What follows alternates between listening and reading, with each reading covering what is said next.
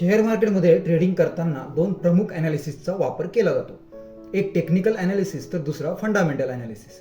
जेव्हा आपणास intraday trading करायची असते, चालू मार्केटमध्ये काही मिनिटात ट्रेड करून प्रॉफिट मिळवायचा असतो, तेव्हा स्टॉकच्या प्राइस मुवमेंटचा स्टडी केला जातो. प्रिव्हियस क्लोज, ओपन, हाय, लो म्हणजे OHLCचा हिस्टॉरिकल चार्ट व इंडिकेटर्सच्या आधारे स्टडी केला जातो आणि या स्टडीच्या आधारे ट्रेडिंग केली जाते. तर या पद्धतीच्या स्टडीला टेक्निकल ॲनालिसिस म्हणतात. टेक्निकल ॲनालिसिसचा वापर इंट्राडे किंवा पोझिशनल ट्रेडिंगसाठीच केला जातो. जेव्हा आपणास short term, long term investment करायची असते किंवा वेगवेगळ्या कंपनीचा स्टडी केला जातो.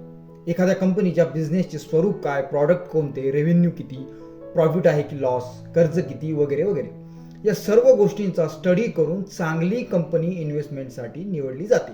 या स्टडीला फंडामेंटल ॲनालिसिस म्हणतात. पुढे आपण टेक्निकल व फंडामेंटल या दोन्ही ॲनालिसिसचा सविस्तर अभ्यास करणार आहोत. आता पुढील भागापासून सुरुवात करूया टेक्निकल ॲनालिसिस पासून.